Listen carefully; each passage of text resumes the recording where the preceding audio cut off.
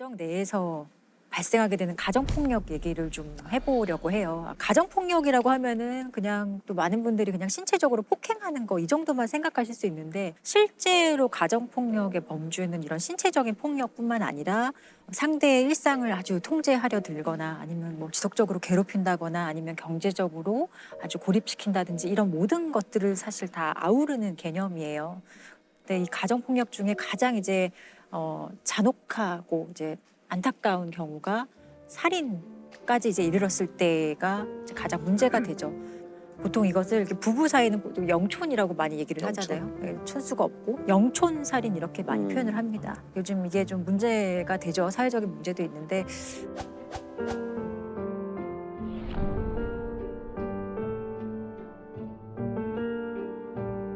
대표적인 그 가정폭력이 이제 살인의 결과까지 이르게 된 사례를 이제 하나 말씀을 드릴게요. 2018년 10월 22일 강서구의 어느 주차장에서 있었던 일이에요. 한 여성이 피를 흘리며 쓰러져 있다라는 신고를 받고 경찰이 이제 현장에 출동을 합니다.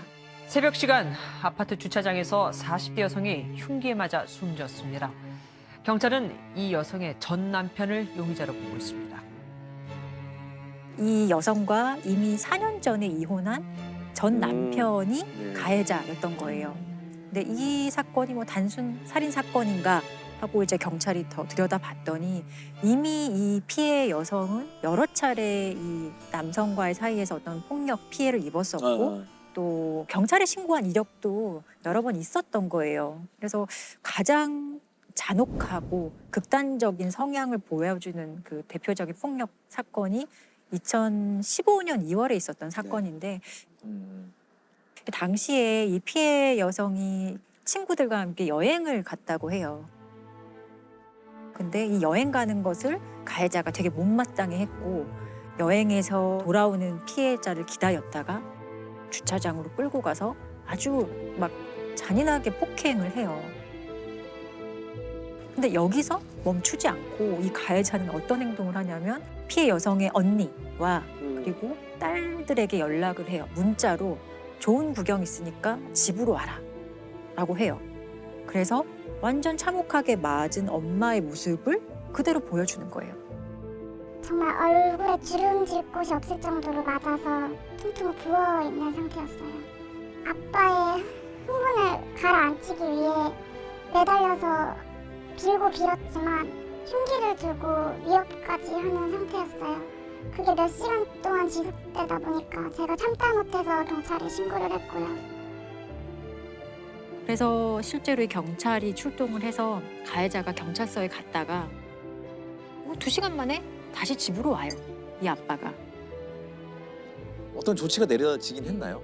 가족폭력 사건에서 이런 식으로 좀 피해자에게 좀 피해를 주거나 가족폭력 범죄에 해당한다고 했을 때는 임시조치라는 거를 할 수 있어요. 근데 대표적인 게 접근을 피해자에게 좀 접근하지 못하는 것 그리고 연락을 좀 못하게 하는 것 전화 문자 메시지 이런 거 못 보내게 하는 것 이런 조치가 사실 내려지기도 했는데 이 가해자는 이 조치를 어겨봤자 형사처벌 안 된다는 거를 너무 잘 알고 있었어요. 이 사람의 직업이 교도관이었다고 하거든요. 교도관이에요. 교도관인데 자기가 교도관인 걸 가족에게 상당히 강조하면서 나는 교도관이고 법률을 너무 잘 알아. 이런 걸로 경찰 가도 큰 일이 되지 않을 거야. 나는 구속되지 않을 거야. 처벌받지 않을 거야라는 것을 그 가족들에게 항상 이런 식으로 사실 좀 세뇌하면서 자신의 어떤 장악력을 계속 좀 키웠던 것 같아요. 심리적으로 상당히 좀 피해자들을 지배하려고 했던 것 같아요. 근데 결국은 이혼도 안 하고 그냥 산 건가요? 그래서 이 사건을 계기로 도저히 안 되겠다 생각해서 이 두 사람은 이혼을 하게 돼요.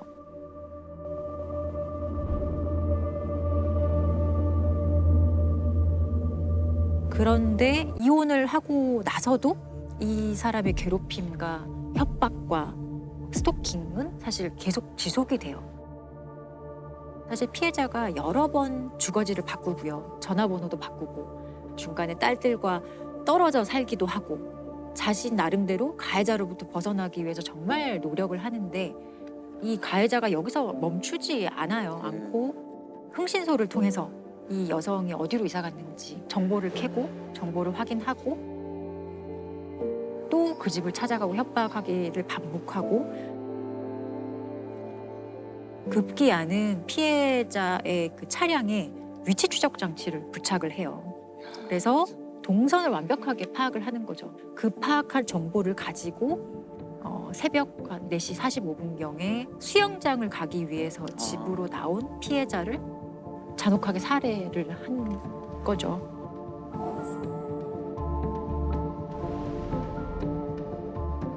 이 가해자의 처벌이 너무 궁금합니다. 어떻게? 가해자는 무기징역이 이제 구형이 됐지만 징역 30년으로 아, 최종 갑자기 확정됐어요. 또 그 1심 판결문의 이제 판결 이유를 보면 계획적인 범행을 통해서 피해자를 살해하게 이른 것으로 엄히 처벌할 필요가 있다는 것을 인정하면서도 다만 피고인이 변론 종결 이후 제출한 반성문을 통해 뒤늦게나마 고인과 유족들에게 사죄의 의사를 표시하고 있는 점을 이제 고려를 했다는 거예요, 양형에. 별로 그런 거 고려 안 해도 될 것 같은데.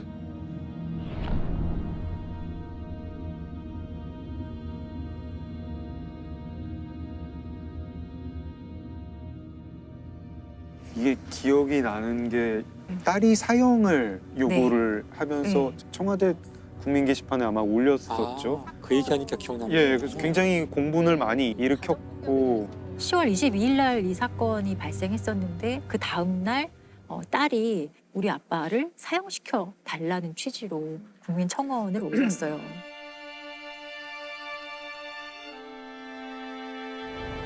18년 10월 22일 강서구 등촌동 47세 여성 살인 사건의 주범 저희 아빠는 절대 심신미약이 아니고 사회와 영원히 격리시켜야 하는 극악무도한 범죄자입니다.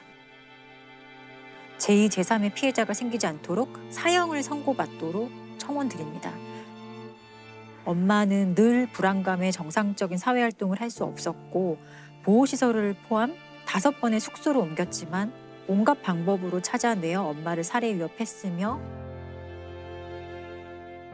결국 딸이자 엄마는 허망하게 하늘나라로 갔습니다. 피해자인 아빠는 치밀하고 무서운 사람입니다. 엄마를 죽여도 6개월이면 나올 수 있다고 공공연히 말했으며 사랑하는 엄마를 13회 칼로 찔러 우리의 모든 것을 빼앗아 갔습니다. 이런 아빠를 사회와 영원히 격리시키고 또 다른 가족의 피해가 발생하지 않도록 국민 여러분의 많은 동의 부탁드립니다.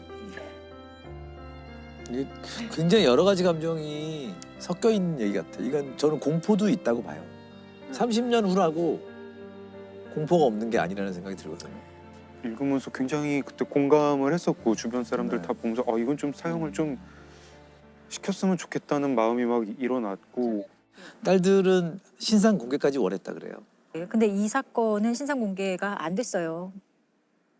딸들이 그래서 인터넷 커뮤니티에 이 사람이 우리 아빠고 엄마를 죽인 살인자다라고 하면서 아빠의 신상과 사진 2장을 올려서 딸들이 아빠의 신상을 공개하는 상황이 이제 일어나게 되는 거예요.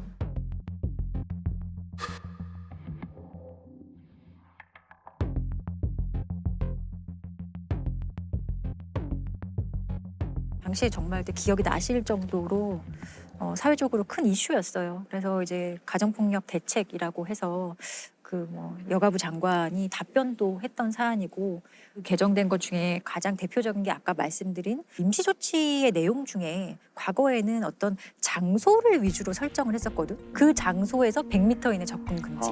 근데 사실 근데 그 장소가 아니라 사람이 기준이 되어야 되는 거잖아요. 이 사건을 계기로 법률이 개정되면서 그런 것도 좀 바뀌고 이 임시조치를 이행하지 않았을 때 2년의 징역까지 최대로 선고될 수 있도록 조금 더 강화가 되기는 했습니다. 너무 예고된 그럼요. 범죄라고 할 수 있기 때문에 이런 피해자를 막을 수 있는 제도가 있어야 되지 않나요? 근데 이거는 사실 이런 조짐이 보일 때 강력하게 어떤 이제 가해자에 대해서 어떤 처벌이 좀 이루어지고 이제 이런 행동을 하면은 내가 조금 힘들 수 있겠다 이런 메시지를 줄 수 있어야 되거든요. 근데 지금까지 우리 법률, 특히 이제 가정폭력 범죄 처벌에 관한 특례법이라고 있는데 이 법률이 이제 가장 문제점으로 지적받는 거는 법률의 입법 목적이에요. 제가 입법 목적 일부를 한번 읽어드리면은 이 법은 가정폭력 범죄로 파괴된 가정의 평화와 안정을 회복하고 건강한 가정을 육성함을 목적으로 한다. 이 법률이 97년도에 제정이 되었어요. 근데 그 당시에 가정폭력 문제는 정말 사소한 문제로 취급이 됐고 가정 네, 내에서 맞아요. 일어나는 일이기 때문에 국가가 개입해서는 안 된다. 이 법률이 정말 관심 있는 거는 피해자도 가해자도 아니에요. 가정 유지예요. 오로지 가정은 유지되어야 돼.